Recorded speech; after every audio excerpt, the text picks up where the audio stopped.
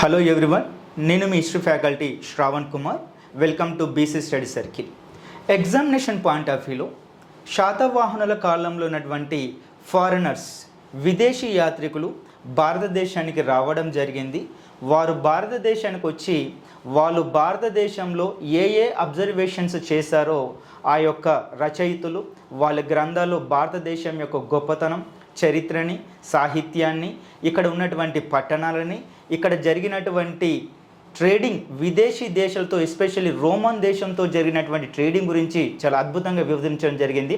మరి వాళ్ళ కాలంలో వచ్చినటువంటి కవులు ఎవరో చూద్దాం ఒకసారి, లేకపోతే రచయితలు ఎవరో చూద్దాం. ఆ ఫారెన్ ట్రావెలర్స్. నెంబర్ 1 ప్లీనీ రాసినటువంటి బుక్ ది న్యాచురల్ హిస్టరీ.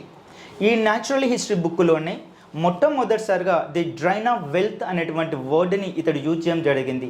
దీనికి కారణం భారతదేశం అనేటువంటిది రోమన్స్ తోటి ట్రేడింగ్ చేసినప్పుడు రోమన్ యొక్క సంపద అనేటువంటిది భారతదేశానికి తరలిపోతుందని చెప్పి చాలా బాధతో భారతదేశం పైన అక్కసు కలుగుతూ చెప్పినటువంటి వ్యక్తి ఎవరంటే ప్లీనీ.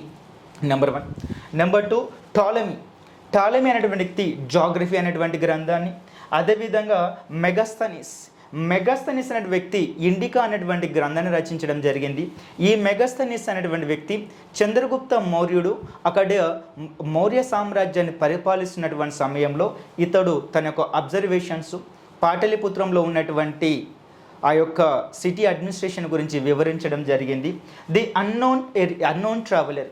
ఇక్కడ ఇతడు రాసినటువంటి గ్రంథం కనుక చూసినట్టయితే the periplus of the Erythraean sea అనేటువంటి గ్రంథాన్ని రచించడం జరిగింది.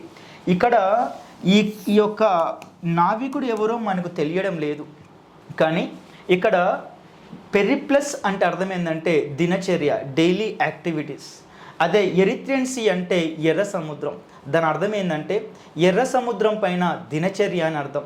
ఇలా విదేశీ యాత్రికులు భారతదేశానికి వచ్చి తమ యొక్క అబ్జర్వేషన్స్ని ఈ గ్రంథాల్లో మెన్షన్ చేయడం జరిగింది. Thanks for watching.